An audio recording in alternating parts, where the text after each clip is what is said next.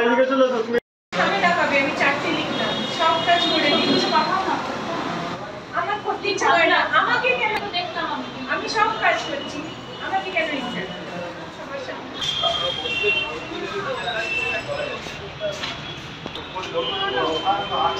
এখন টাকা দিতে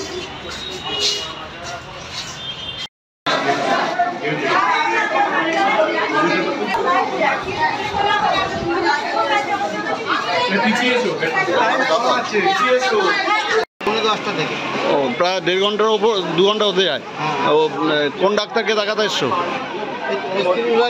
হ্যাঁ, অসিপ বিভাগে। তা আজকে তো ডাক্তারে ওই ইন্টার্ন ডাক্তার যারা আর কি এ করে তাদের স্ট্রাইক আছে, তার জন্য কি দেরি হচ্ছে তোমাদের দেখতে? হ্যাঁ, আজকে ইন্টার্নরা কাজে যোগ দেননি, তো এটা আমি খবর পেয়েছি।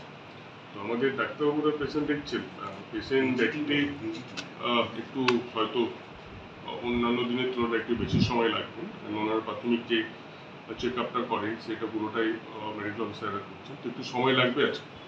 তো সেই হিসাবে চলছে, আমরা প্রত্যেকটা পেশেন্টকেই চিকিৎসা করি, দেখি, তারপর হসপিটাল থেকে ছাড়বো আর তো বিনা চিকিৎসায় যাবে না।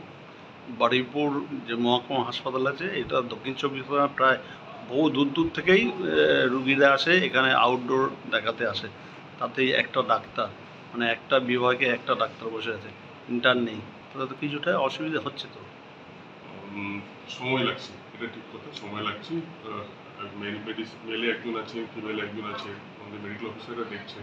ইন্টার্নরা থাকলে যে প্রাথমিক চেক আপগুলো একটু তাড়াতাড়ি হয়ে যেত, বা ইমার্জেন্সিতে প্রাথমিক যে চেক আপগুলো, সেটা একটুখানি হ্যাম্পার না হলেও একটু দীর্ঘায়িত হচ্ছে বলতেই পারি।